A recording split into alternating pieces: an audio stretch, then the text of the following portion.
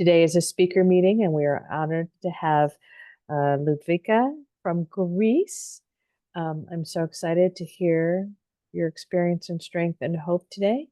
And with that, I will turn it over to you. Hello, can I be heard? You sound great. Yes. Okay. So hello, and thank you for inviting me. My name is Loudovika. I'm a compulsive with food. I am a laxative bulimic. I am obsessed with my body image. I am a restrictor. I have a lot of titles.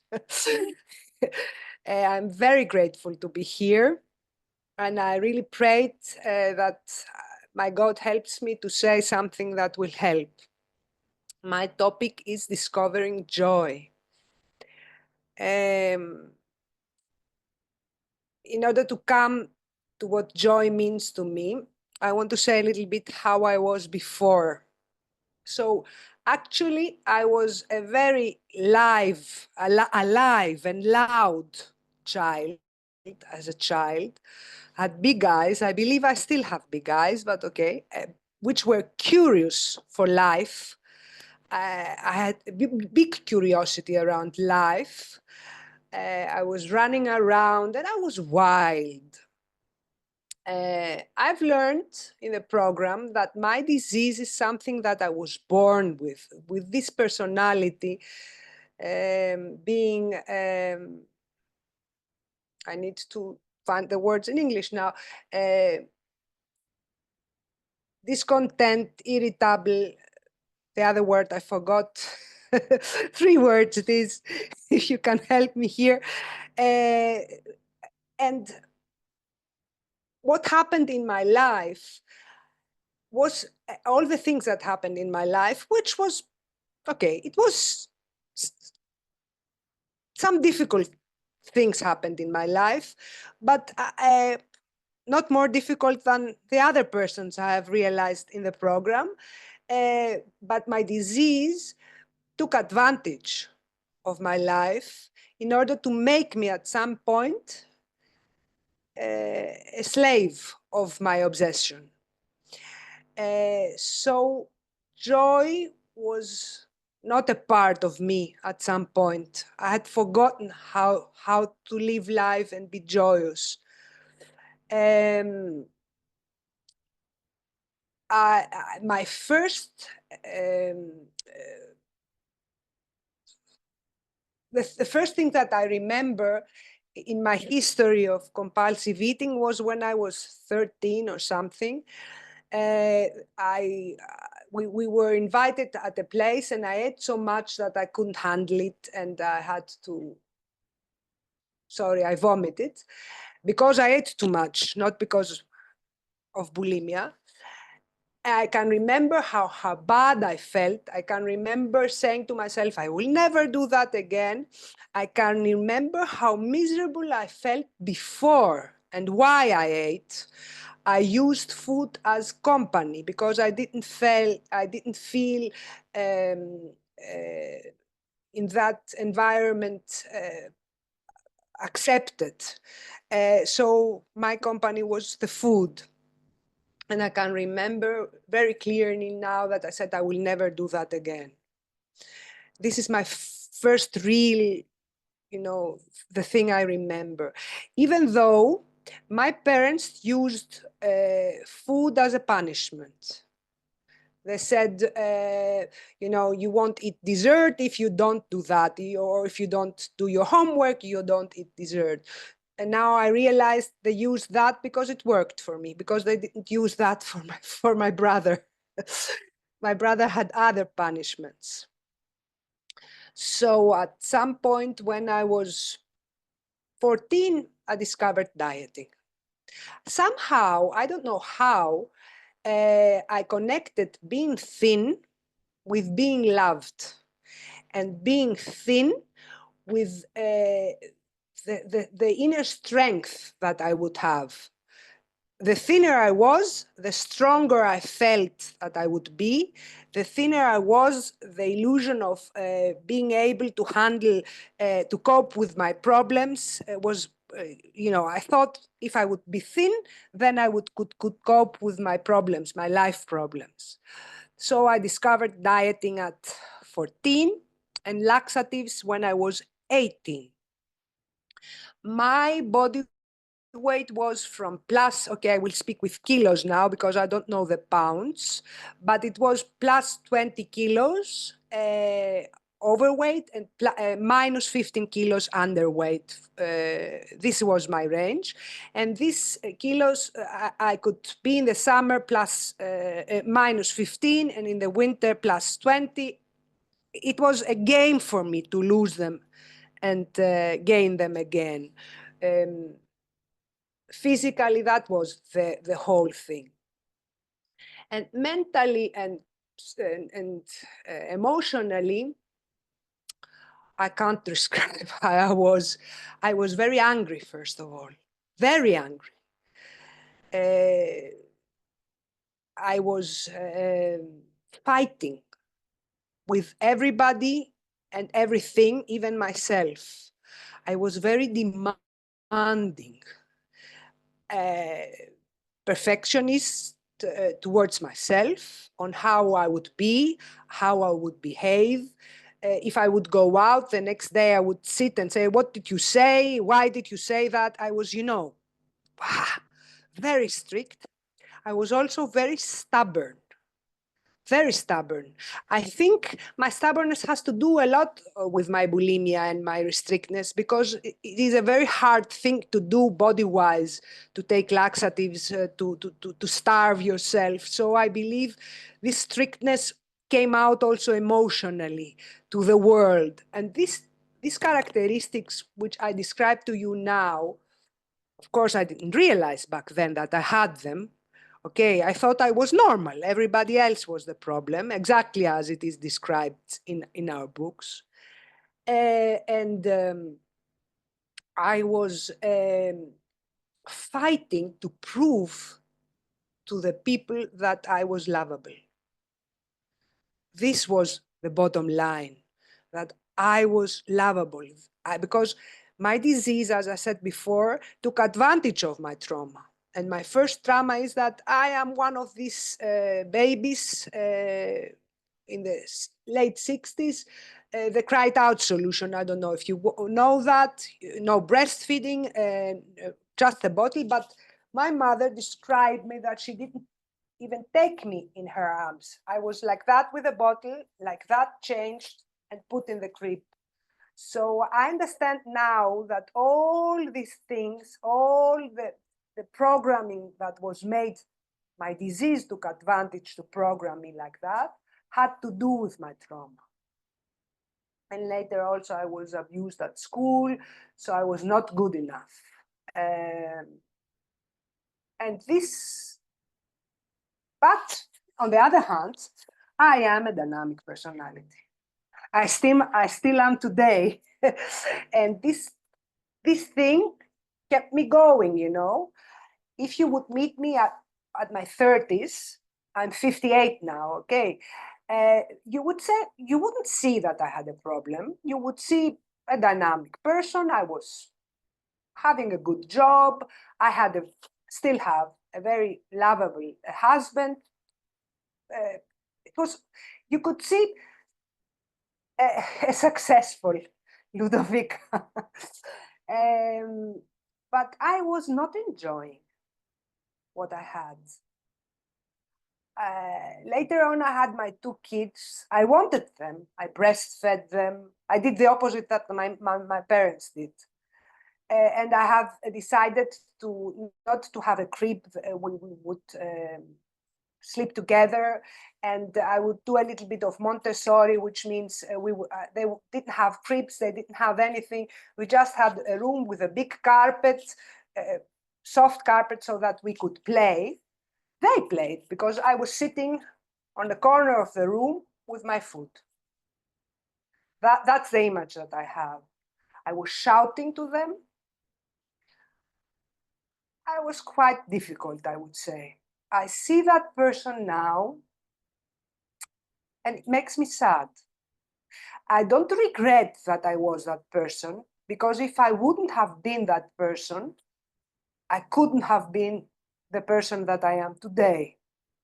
Because all this characteristic brought me to desperation, brought me to away, made me to surrender to the program, to the higher power, to my fellows. So I don't regret what I was, but it is a sad thing to see how I was. Because I can see a lot of good things in me now. And there are some things that I regret, shouting to my kids, things like that. Nobody's perfect. Even if I was in recovery, for sure I would have created them some trauma because nobody's perfect. But okay, it is what it is. I came to OA a year exactly after my mom died. My mom played a big role to my recovery because she had her own spiritual awakening, nothing to do with 12-step programs, but a little bit, the people who created this, it was some kind of self-awareness program, let's say. I'm sure these people who created that program were inspired by the 12 steps because it had some kind of inventory, it had some kind of amens. That's why I know how I was treated as a child, because she told me so. So my mom changed 100%. She was a very difficult person. I remember when I tried to kiss her when I was 16, she asked me why I did that. And when she died, she was a total different person, very lovable, very acceptant. And we have discussed all that, and I admire that in her. So I had some kind of image how it is to change. And I say it's played a big role to me because if I didn't have her, I still would have come maybe to OA, I don't know. But to know that it can be done and to see that in a person like your mom, my mom, I know how she was and how she became. I knew when I came to the program that what the program promises could happen because I had it in my own house. My mom died April 1st, 2005. Her last words were, Loudovika, love is the most important thing. She left this world, and exactly a year after my mom died, April 4th, 2006, I came to OA. I believe it's not a coincidence. I had the article here in Greece. We didn't have internet at that point and websites and things like that. I had an article from a newspaper. I had that article over a year. I believe I had discussed it with her too. Do you think that this program would work for me and things like that? I had it over a year on my desk, at my desk, and I took it out and looked at the questions. It had the 15 questions, and I wrote the stories. And there was a story of a lady who, because I couldn't totally relate with only overeating, but there was a story of a lady who ate only cucumbers in order not to become fat. And I related to that, and I decided to try to go. And here begins my journey, which is not a straightforward journey. I say for myself, and I laugh with me, that I have done, in a way, everything that the sponsors say to you not to do. I have done it, everything. I was always a no and a but. A no and a but. Why? Because I was not desperate enough. I came to OA as it is another slogan that we use. I came for vanity and stayed for sanity. Vanity was stronger for me at that point because I am a restrictor. I am obsessed with my body image. So I thought I would come, I would lose the weight.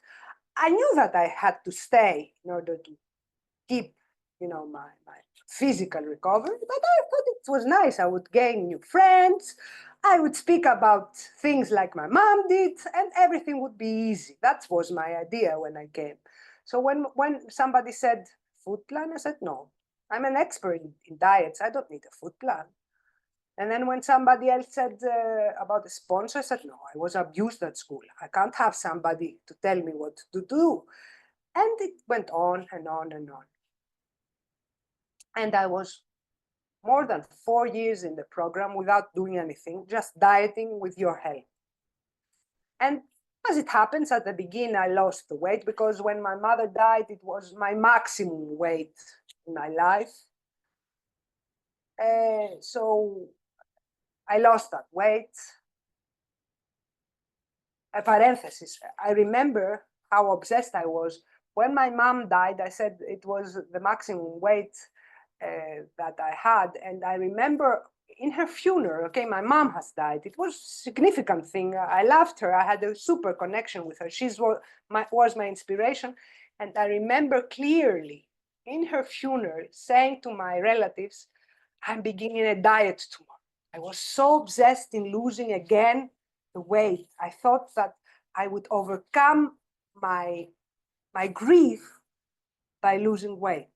That was my thought. I'm closing the parenthesis now, so I didn't want to do anything. But as it is, dieting with friends can't last forever. So I decided to take a sponsor. I decided to let's try the steps. But still, I was not there. It took me until 2014 to really have only two options as a chapter of There is a Solution says. I need to have two options, either my disease or the steps. And that feeling, the first time I felt it was 2014. From that day, I count my abstinence, even though my spiritual awakening account from 2020. I will explain why, because still it took me those 6 years. I needed 6 years more to totally surrender to a higher power. Before I worked the steps, but I was not free with food. I was not eating, but I believe I was white knuckling. I count my abstinence day from that day, though, because also there are things that I didn't know before about things that were not helping me. I was still drinking Diet Coke, so my food plan was not very clear.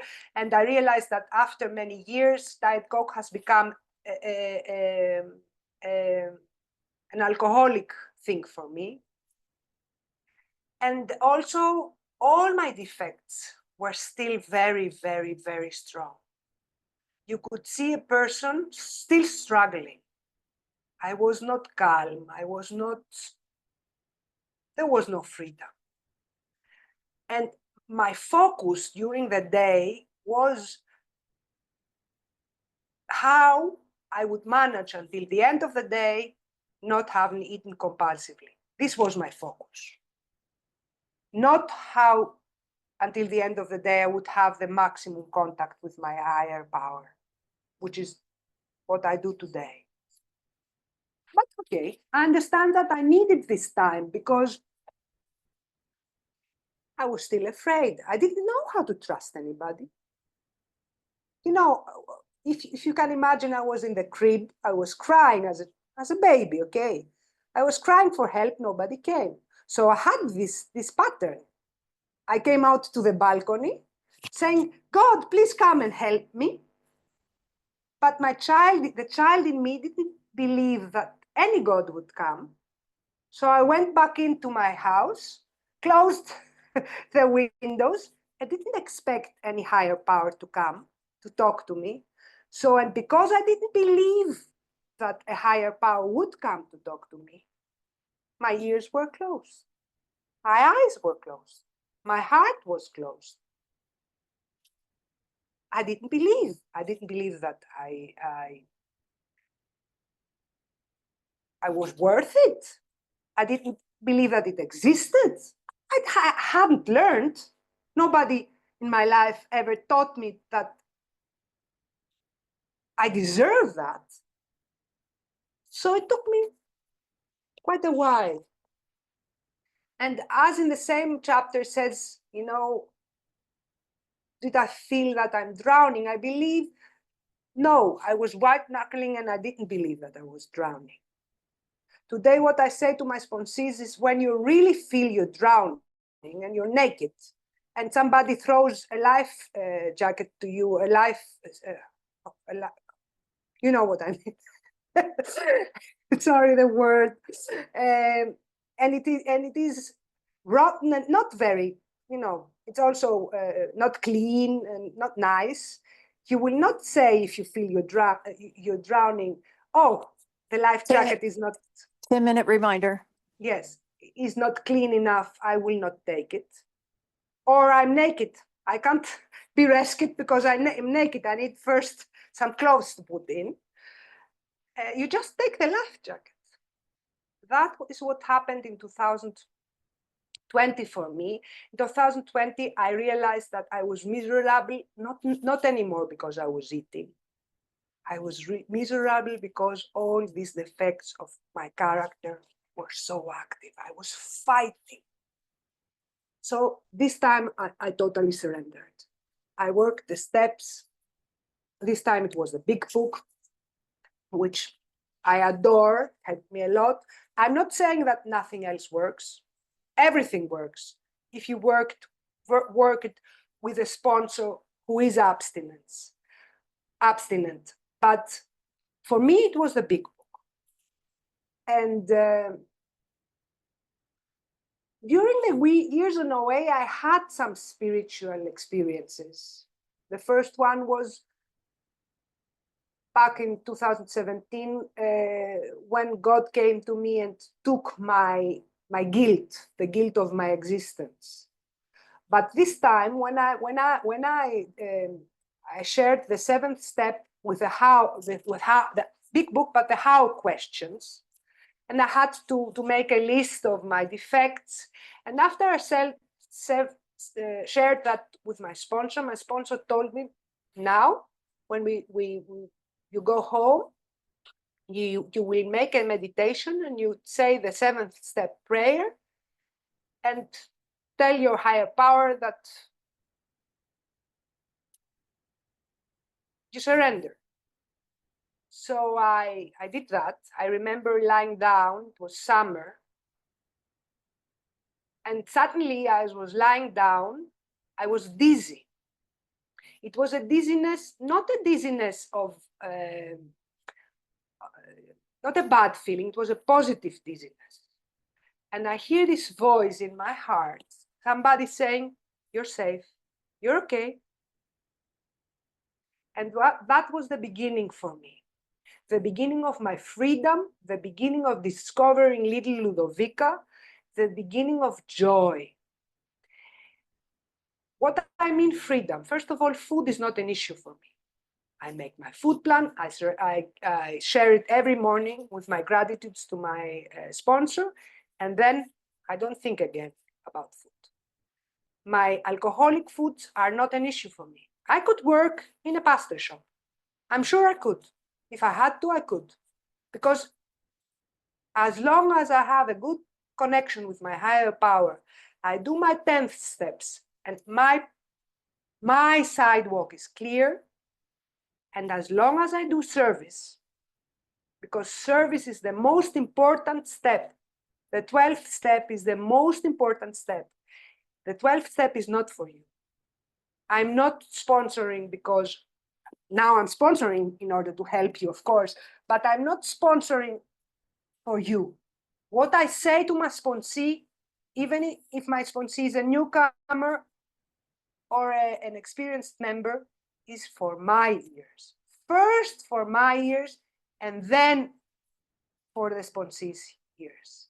And when I sit in a meeting and somebody annoys me, this is my spiritual growth, because everything that annoys me in other people, I have it in me. I carry it in me, either because I have the same defect or because I was affected by that thing. And I want to talk a little bit about little Loudovika now. the joy, because I didn't know her as a child, and I get to know her now. We go for walks, long walks in the morning. I like to power walk, and when I power walk, I like bird watching. And I say good morning to the birds, and I speak to them, and I speak to the cats and to other animals. And I do it also in front of other people. And when I do that, I feel my higher power here in my heart. And when I sit in a meeting for Region 9, I feel joy. I feel empowered. I have the curiosity. I want to learn. And I can look in the mirror with my eyes, and I can still see these big, curious eyes, and I can say to my little child, we're safe now. We're not that child anymore. We can laugh, and we can cry, and we can be sad, and we can be afraid, because we're human, but we are not, nobody is going to harm us anymore. And with that mentality, I've gone through the last year, because life is not pink. We nearly lost our house because we had the recession here in Greece. Thank God, higher power helped us. And our house is now, we don't own anything, it's saved. But still now, as I'm talking to you, I'm unemployed, and I'm looking for a job, which is not easy for a 58-year-old woman. But still, in the morning, I walk, and I see the birds, and I smile to myself. And sometimes, with that I finish, when I'm in the elevator and I see myself in the mirror, I ask that little child in me, are we happy? And very often, more often, the answer is yes, a big yes. And this thing, this joy, this freedom is the gift of the program to me, the gift of desperation. Your gift to me, even if I don't know.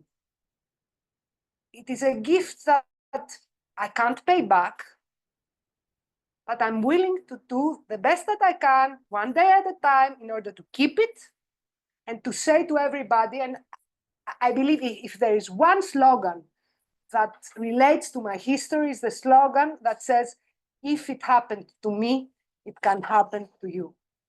Because I resisted all the way, all the way. I believe I still resist sometimes for my spiritual growth, because it's not easy. Sometimes it's scary, but I'm willing to keep trying, and I'm willing to be with you as long as higher power and the universe keeps me healthy. Thank you.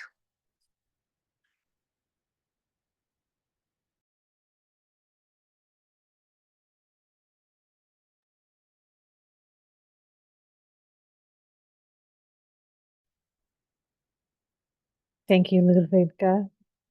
We will now open question and answer section of our meeting, which will also be recorded. Please post your questions in the chat function, and I will ask on your behalf. So let me hop over here again. So excited, what an amazing share. Let's, since we're recording, we can't all unmute right now, but we can do a little silent. Thank you for an incredible share where we're waiting on some questions. All right, thank you so much. That was amazing.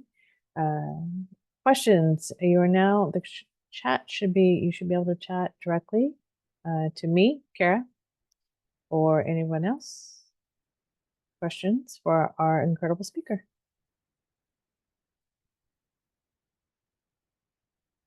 Okay. Question number one, we have, thank you for your incredible share. Is being thin still a powerful thought for you today? Thank you for the question. Most of the days, no. I have committed to a body weight that if you would ask me before, I would say, no, it's too much. I have committed to plus minus 2 kilos. So a range, because, you know, hormones, life. I have committed not to try to lose weight. So the weight not up, not down. When the thought comes to me now that I'm too fat, I need to ask myself, what 10th step have you forgotten, dear Loudovika? Usually my body weight has to do with my worth. So financial things, now trying to find a job, these are things that trigger the thought, should I weigh myself? Am I okay? You know, things like that. But usually no. Usually no. I'm 5 years now without sleep, my body weight, and usually most of the days I don't think about it. I'm grateful though, because I'm healthy. Thank you. Thank you. Um, our next question is, what do you do when the little girl inside says they are not happy? Yes, it's very difficult. Thank you for the question. It's very difficult to find compassion for that little girl. That's why I said that I'm so grateful that I have found her. You know, usually my disease says, you're not good enough. Now you should not be afraid. Now you should not be angry. Now you should not be this or that, or you should be like that. So the first step is to find compassion about that little girl. To remember that it's normal to be afraid because that little girl has all the trauma. And that situation may remind that little girl her father's alcoholism or the abuse at school or the abandoning or something. So sometimes finding compassion for that little girl is easier. Sometimes it takes me a few days. It is not easy to find compassion because I don't know how to do it. But if I go down to my knees, of course, after doing my 10th step, okay, always the 10th step first, I need to clear my side of the street and ask, very honest, my higher power, please help, show me. It comes. It always comes. I need to be patient though. Thank you so much. Next question. Again, thank you for incredible share. What do you do throughout your day to stay connected to your higher power? I will phrase it a little differently. If you would say to Loudovika, who came to the program, that there is this person who does 45 minutes, 11th step in the morning, who wakes up, when I was working, I needed to be at my work at 8 o'clock. And I decided that I wanted to walk. So I needed to walk for 40 minutes. So in order to have my 40 minutes with my higher power in the morning, and also, you know, prepare myself, I needed to wake up at 5:45. So if you would say to Loudovika that there's this member who wakes 5:45 in order to have 40 minutes with her higher power, and then does the 10th step, and then shares, and then I would say you're crazy. I follow, I wouldn't say a strict plan, because it's not strict, it's my freedom, it's a choice. I could have 10 minutes with my higher power, it would be the same. I choose to have 40 because since I am, you see, I'm dynamic. I use my hands a lot. So in order to stay in silence, it's not easy for me to do. So what I do in the morning, I wake up, I put my cats out to the balcony. I have 3 cats, I put them out, and then I try to sit still for a while. I say my prayers, pray also for the people that are exempt. So I do have a list of names that I say every morning. Then I try to do some two-way prayer. Then I write my food plan and my gratitudes. This is also a part of my 11th step, the commitment to my higher power. This could happen, I say to my sponsees, also in 10 minutes. The most important thing also to stay connected with my higher power service. When I speak with a sponsee or with a member in service about something about service, I immediately get out of my ego and higher power comes in. So when I come back to my real life and my reality after service, I always am connected with my higher power. Wonderful. Thank you. We have a bunch of questions about your step 11. I think you just already touched on that. Is there anything you'd like to add about your step 11?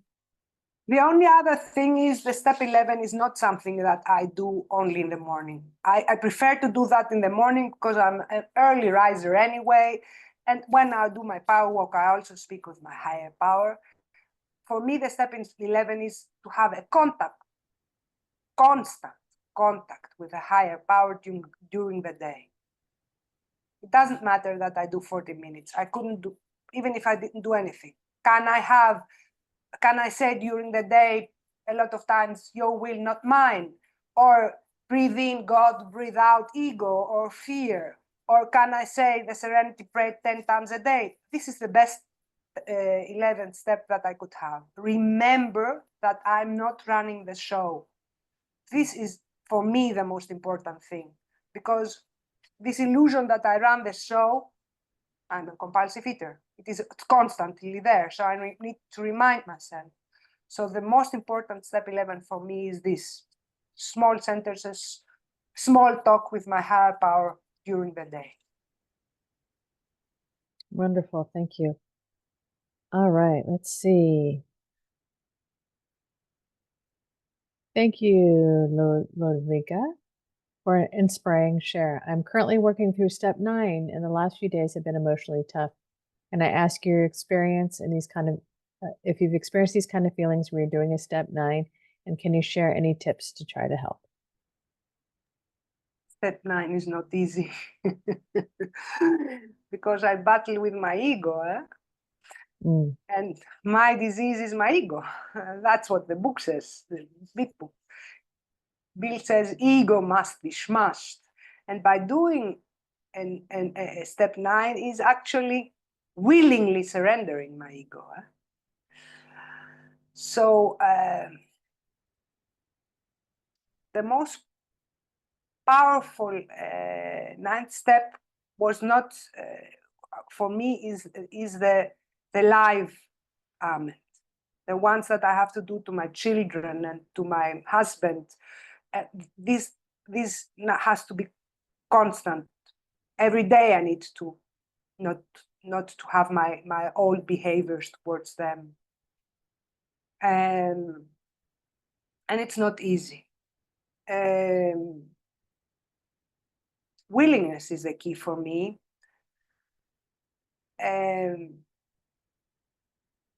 Yes, willingness.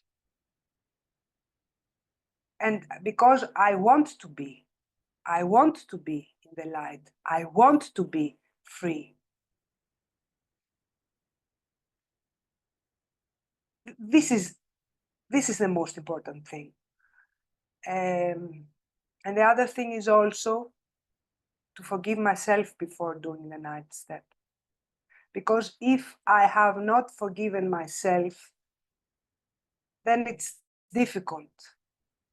I need to forgive myself. Better not do a 9th step and wait for a while than go to somebody and say, I'm sorry, without, having compassion towards myself about my behavior.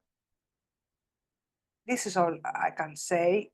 Powerful 9th steps were also the letters that I wrote to my parents and the little, the way I gave that to them. They were gone when I did that. Mostly to my father because he was an alcoholic and I was very angry with him all my life and ashamed. And it was very powerful because I realized that we had the same disease.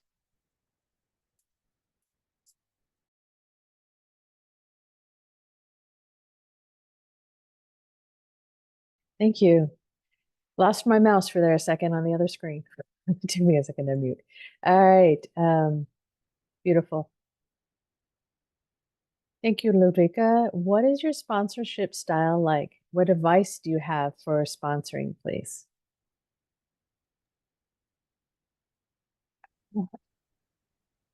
I don't have any advice. I believe my heart, this is something, the heart is the one that guides somebody how to sponsor. For my first sponsees, well, I was not, I was very hard still. I say, I'm sorry for them. I know that at that point, they needed to have me as a sponsor and I them as a sponsee. Today, I don't have a style. First of all, I will tell you what I suggest, not what you should do. I will never tell you what you should do. I will always tell you what I suggest. Second, I never drop a sponsee. If, first of all, I don't drop them if they eat or something. There were some sponsees that I felt that I didn't have anything to say to them more, but I didn't drop them. I said, honestly, I don't know what more to tell you. Maybe shall I help you find another one? But I never dropped one. I sponsor with a big book, but not with the, not with a specific way of the big book. I use also the 12 and the 12, mostly for step 6 and above. But for me, it is, it is written, okay, in our 12 steps, also in the big book, how to work with others. If I don't have anything to give, I can't give. So because I'm human and I'm a compulsive eater, not all days are the same. Some days my connection with my higher power are not so good. Is not so good than other days. So there are some days when people say, thank you. And other days, that I feel that I couldn't offer so much because I had nothing to offer. I was, there were issues between me and my higher power. So I still do it, of course. And I do my best every time. But I believe just go for it. Go for it because sponsoring is my spiritual growth. Every time, I see the disease, which is something that I'm afraid of. And every time I speak with somebody who's not ready yet, actually, the disease speaks to me, not that person. It is something very scary for me. I need to do 10 steps for that because I have suffered from my disease for many years. So every time I need to do that, I get the answer from my higher power, don't be afraid, my little child, I'm here for you. So, yeah, sorry for not being able to give any other tips. I believe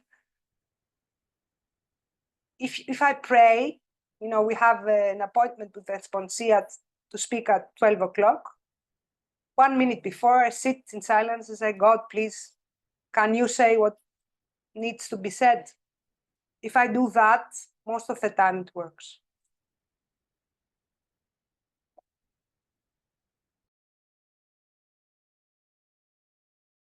Thank you so much. That's amazing. Thank you, Loudovika. What is your, oh no, we just did that one. You have a significant service role in OA Region 9. How do you keep your ego in check when doing service? I don't know. I really don't know. I will tell you a little bit of my history, maybe that clarifies it. In order to become Region 9 chair, obviously I have been in other service positions. So I've been the NSP secretary and the NSP chair and a delegate many years. And all these service positions back then, my ego said, I will do it. Because I did it because I wanted the recognition. I wanted you to say how fantastic Loudovika is. She saved OA Greece. Region 9 came from my higher power. The calling was from my heart. It was not from my mind telling me, okay, you can do it. It was God pushing me lightly from the back saying, you can do it. You should do it. And it is the first service position that I have that most of the time I don't have arrogance around it. And it is not easy. We had our assembly, it was my first assembly chairing, and it was not an easy task. And people gave me a standing ovation. And I will cry now maybe because, first of all, my first thought is, the old Loudovika, you don't deserve that. You're fake. Second thought of the old Loudovika, oh, we're fantastic. The truth is that I did my best. I did the footwork. I did a lot of work. Yes, I did. But the result that my fellows saw was not mine. And this is something that I feel. It is not something that I say with my mind. I feel it with my heart. And that's the power of recovery. That's the power of my recovery. The knowledge that what I do comes from my higher power. And that is my driving force also. So the answer is, again, I don't know how. I'm willing to do the footwork, and I have time, and I have knowledge, and I have very good friends that have more knowledge than me. And they are helping me. And I don't have ego to say, I don't know. I have, I can't say I don't know. Let this person or that person answer for me. And it's okay for me. I don't feel less. So yes, I believe it's the higher power who's doing it. And I hope, I pray, because arrogance waits in the corner. It's very easy for me. As, being humble is either low self-esteem or arrogance, So it is a difficult thing to do. And for me, this balance is an indicator of where I am with my contact with my higher power. Hopefully I stay honest because it's a dangerous waters there. But I'm safe with you. Yes, yes. Thank you. Thank you so much. Jumping back to step 9 here, follow-up question. Many people say you should make amends to yourself. I don't really believe in amends to self. That's what it says on the question. What does this term mean to you? Amends to yourself. Amends to myself is the program. All the 12 steps. My abstinence, which is the basis of my program, my healing every day, my joy, the reminder when I look myself in the mirror and I'm not in such a good place, because that's happened, I'm human, to look myself deep in the eyes and say, remember, Loudovika, our God is here. And the reminder of my progress, this is amends to myself. I don't need to focus on amends to myself. And I believe it comes naturally. I mean, from my food, I never used to eat fruits, and now I go and pick up the best fruits for my little Loudovika. I never used to do sports, or I do sports, but focused, My power walk in the morning and the birds is amends for me. If I lie down, because I'm 58 and I can't go through the day all the day long like I used to, so I need to lie down for half an hour in the middle of the day when I'm home. If I allow myself to do that, that's amen to myself. So it is a program that brings the healing. And I don't also believe 9th step to myself. Sorry, but there's one thing, and I'm not ashamed to say, because I had an abortion at some time. This was amen to myself and my unborn child. And I don't believe that abortion is, I don't want to, this is an outside issue, if it's wrong or right. I did it for me because I didn't think that it was a good thing for me.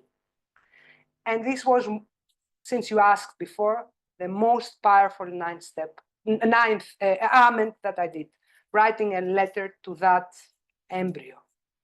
That was my most powerful ninth step. Thank you. Thank you so much for that. We have about 3 minutes left before we need to wrap up. Does anybody else have another question? Follow-up question? Oh, thank you for your wonderful share. Can you share more about what was the turning point in 2020 for you to really work the program fully? I realized that I was constantly fighting. I described it. I like images, so I describe myself that I have this armor. It is an armor that it's automatically, it opens, and I'm in it. And in that armor, there is no higher power. There is no love. There is no compassion. There is nothing. There's just stubbornness, anger, and fear. And I realized that I was constantly in my armor. And that was the turning point. It was not the food. It was the defect. And that's why I believe I have a strong step, because it is food that we say food is the symptom, not the problem.